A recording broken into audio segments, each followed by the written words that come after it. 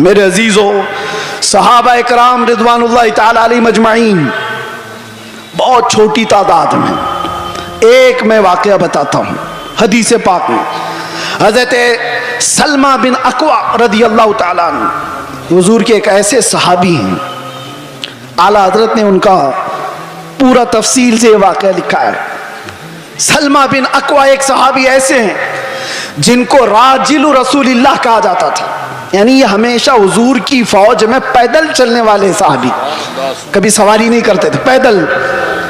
اتفاق ایسا ہوا، قارہ کا رہنے والا ایک عبد الرحمن نام کا شخص، وہ مدینے پر حملہ آور ہوا، 400 لوگوں کو لے کر آیا، 400 لوگوں کو رات کے وقت میں مدینے کے باغیچوں پر حملہ کیا اور کھجوریں جمع کیا۔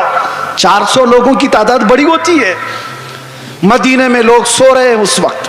اتفاق ایسا کہ یہ قارہ کے رہنے والے ان منافقوں اور کافروں کی فوج لوٹ مار کر کے لوٹ رہی تھی تو سلمہ بن اکوع نے دیکھ لیا۔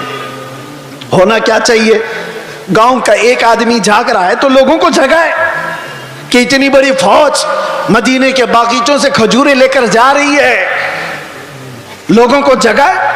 سلمہ بن اکوع نے کسی کو جگائے نہیں، تنہائی 400 کے پیچھے دوڑ پڑے، سب کے پیچھے دوڑ پڑے۔ اور حیرت کی بات ہے کہ 400 دوڑ بھی رہے ہیں، ایک نبی پاک کے غلام سے ڈر کر کے دوڑ بھی رہے ہیں۔ دوڑتے دوڑتے اتنی دور چلے گئے کہ مدینے سے بھی نکل گئے، وہ کھجوریں اٹھائے بھاگ رہے ہیں اور سلمہ بن اکوع ان کے پیچھے پڑے ہوئے۔ ایک صحابی کی ہیبت کتنی تھی کہ 400 دوڑے جا رہے ہیں۔ سننے میں آپ کو حیرت ہوتی ہے کہ نہیں؟ 400 دوڑے دوڑے چلے تو گئے، ایک مقام ایسا آیا کہ سب ادھر ادھر ہو گئے، 10 ادھر 15 ادھر 20 ادھر، لیکن سلمہ بن اکوع کسی کا پیچھا نہیں چھوڑ رہے۔ جو تھک کر کے گرتا تھا اس کی گردن پہ پاؤں رکھتے تھے، اور اسی طرح پتہ نہیں کتنے گرا دیے اور دوڑاتے رہے۔ عبد الرحمن قاری یہ پہاڑ پہ چڑھنے لگا اور پیچھے مڑ کر کے کہا کہ اے شخص تجھے کیا چاہیے، کیوں اتنا دوڑا رہا ہے؟ کہا جب تک تمہارے پاس مدینے کی ایک کھجور بھی باقی رہے گی نہیں چھوڑوں گا، ایک کھجور بھی باقی رہے گی نہیں چھوڑوں گا۔